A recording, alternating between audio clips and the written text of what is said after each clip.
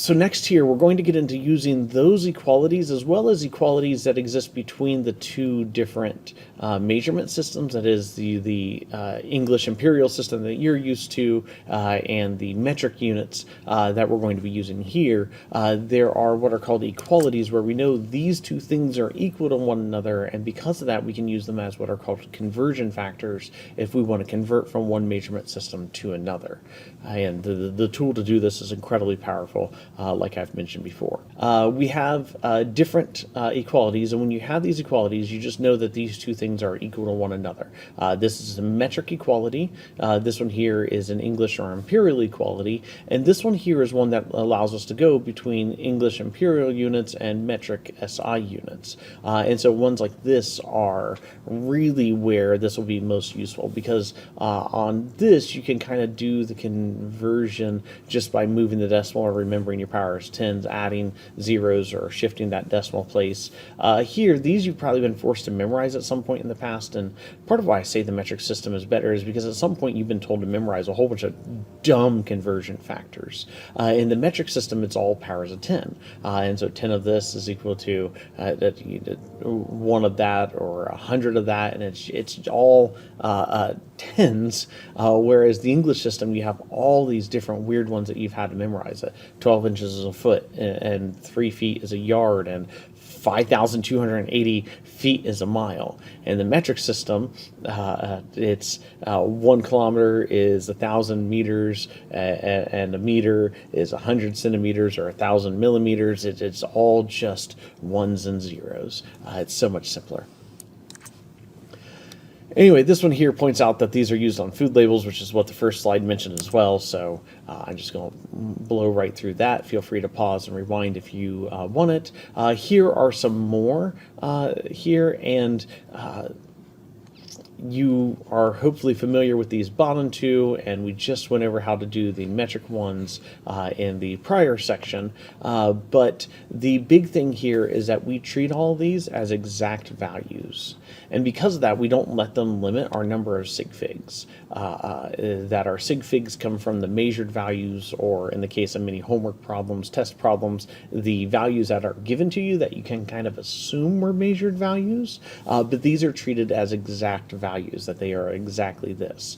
The other way that you can view it is if you have a number that is, say, 3 sig figs, and you want to use this conversion factor here, well, then write out your grams as 1.00 grams is 1,000 milligrams. 1,000 milligrams, if we put a decimal there, has 4 sig figs, and since you're rounding to the one that has fewest, it'll be this one here, and your conversion factor will match your original sig fig factor, and it'll be the same as rounding to the one that has the fewest. Alternatively, your conversion factors can always have more, and since we round to the one that has the fewest, then your given value would be, or your measured value in the lab would be the one that you have. I mentioned this previously, that if you're wanting to do a calculation that has 3 sig figs and you needed to use, say, the number pi, then you want pi to have at least 3 sig figs there. But if you want to have 4 sig figs, then you do that, or even that, so that it has more sig figs than what your measured value is going to have, and therefore what your final answer is going to have. It's a quick trick that a teacher taught me, or mentioned recently, and I really like it. So it's kind of, like I said, how I'm trying to start teaching that now. There is an exception here that deals with when we're going from metric to English units, or the opposite way as well, English to metric units, and that is that we do count those as sig figs there, because these values are rounded. They had to be measured and they are rounded.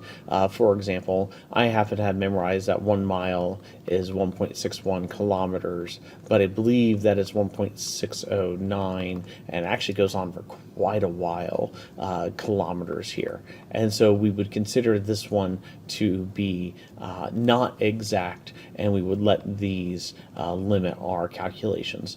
Basically, if we're mixing English and metric units, then assume that this one has a limit to it, and the other one, I would go as far as saying, assume it has that many zeros, because otherwise we only have 1 sig fig, and that just doesn't make sense. And then there's an exception to that, that 1 inch is exactly 2.54 centimeters, so that one is exact, and and then you don't round using 3 sig figs on that one.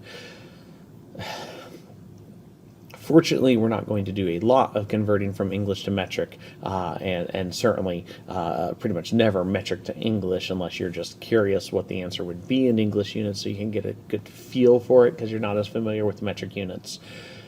The other thing, too, is I will point out that on most of these, there is the opposite process, that we could have 1 gram is how many pounds or ounces. But again, those would be considered to be measured values that are inexact on your conversion factors. When we have 2 things that are equal, we can use them as what's called a conversion factor. We've been mentioning this a few times, but we haven't actually explained what it is. And the conversion factor can be written with either being the numerator or the denominator. Now, if I gave you, say, 100 minutes, you know how to turn that into hours. You just know, oh, I need to divide that by 60 minutes, and that will give it to me in hours. Well, the conversion factor here works just the same. If we start with 100 minutes, what we can do is we can pick the conversion factor that will cause my minutes units to cancel out here. And so you can imagine that this is in a numerator above an invisible 1, numerator just being the top part of a fraction. And then what we can do is we can multiply it by a conversion factor that has minutes on the bottom and hours where we want to be on top. Because technically speaking, 100 minutes divided by 60 minutes is just a number because those units cancel out. Well, really what we mean is 60 minutes per 1 hour there. And it turns out that when you're dividing, it's the same as flipping that and multiplying it by hours over minutes, because that's just what you do when you divide by fractions, you flip them. Well, notice that's what we have here. We have multiplied by hours over minutes.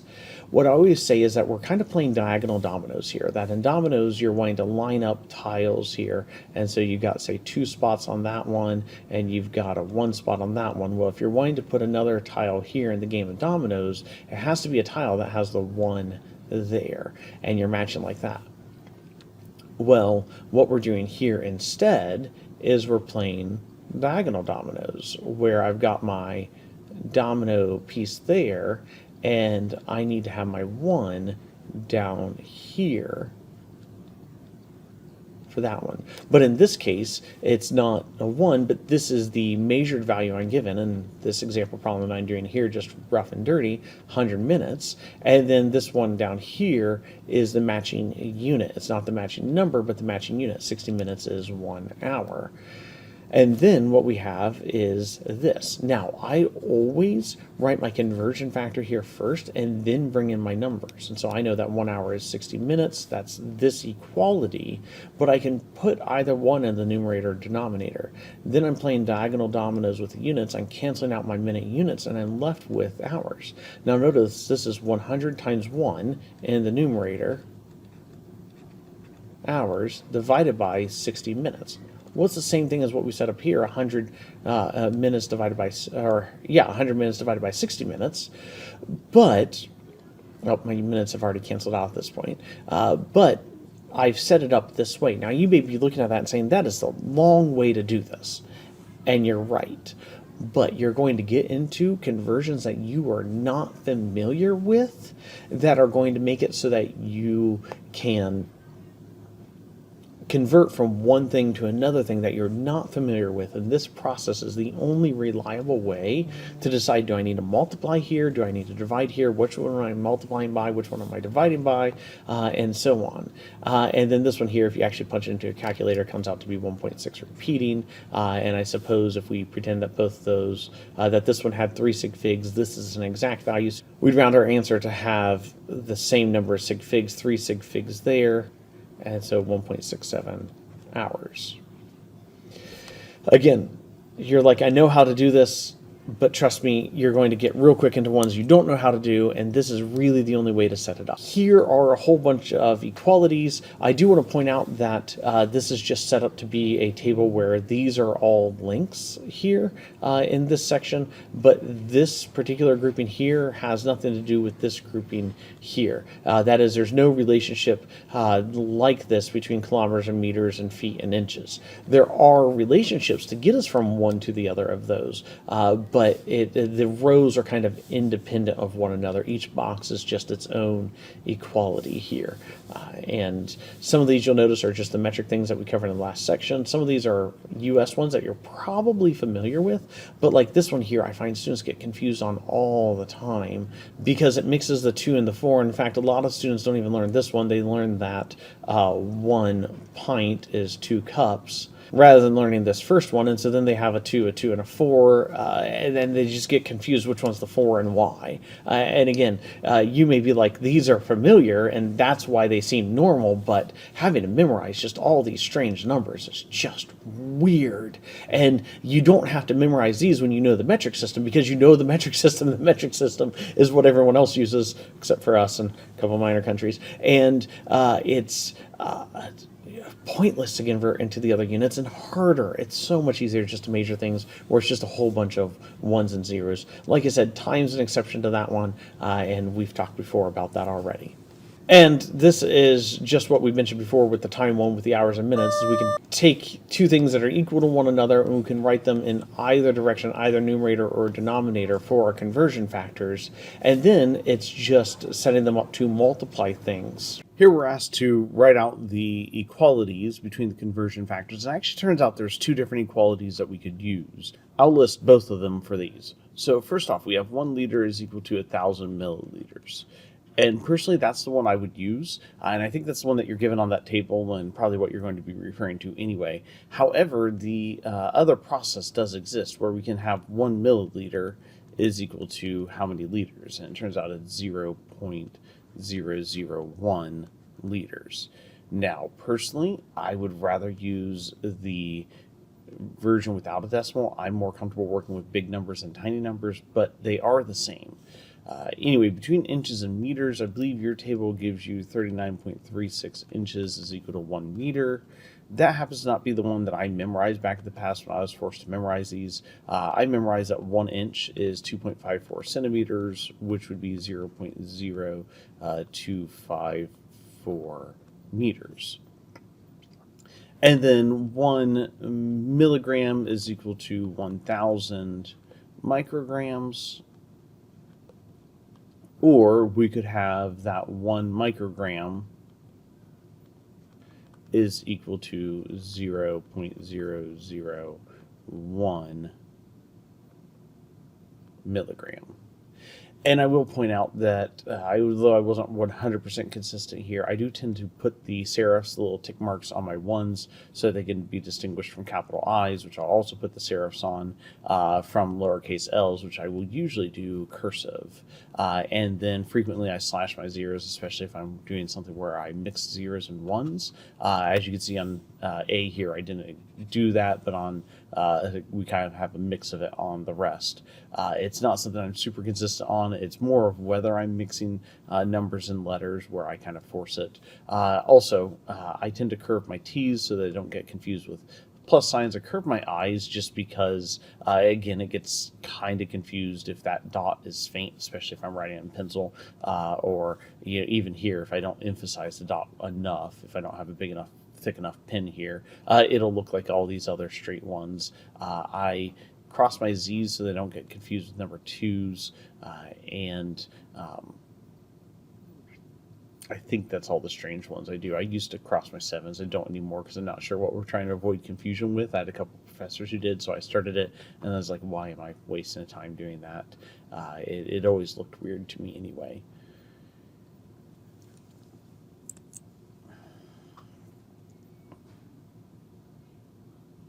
So most of the time where you're going to use these equalities is when you're trying to work out some kind of problem. So you're given some kind of thing like this. A car travels at 85 kilometers per hour, and you're asked how far does it go in a certain amount of time, or how much time does it take to go a certain distance. And so then when you have this kilometers per hour, really what we're saying is it's 85 kilometers per 1 hour.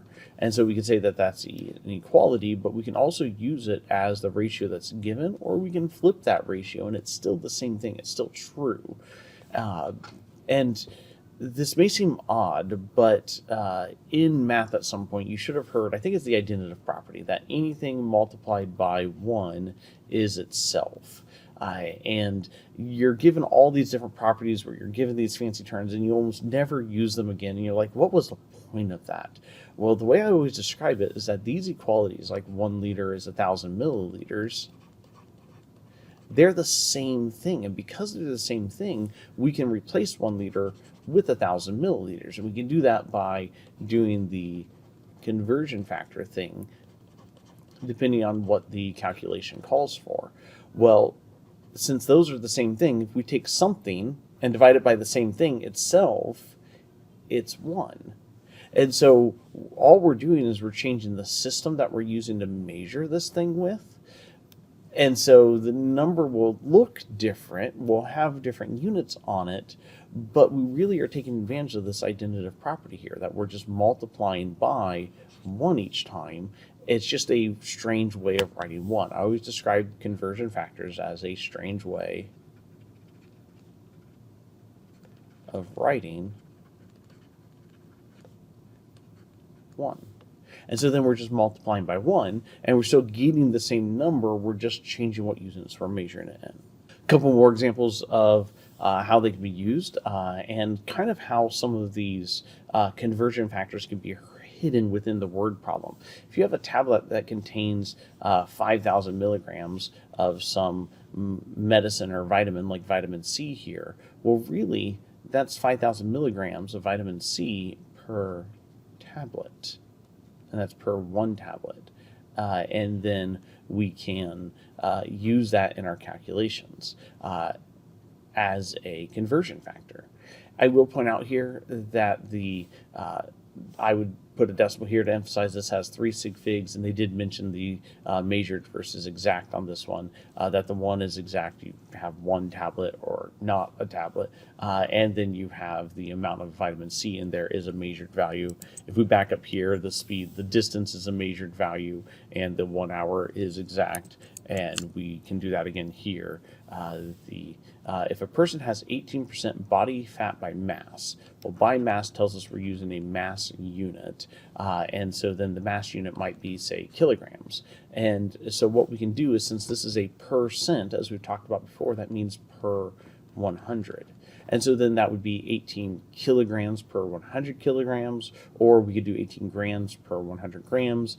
We could use the horrible English system and go pounds per pounds there. The big thing is that those two units there are the same. The percent is a exact value. The 18 is a measured value, so we'd use that in our sig fig calculations. And this one here is the same as the vitamin C.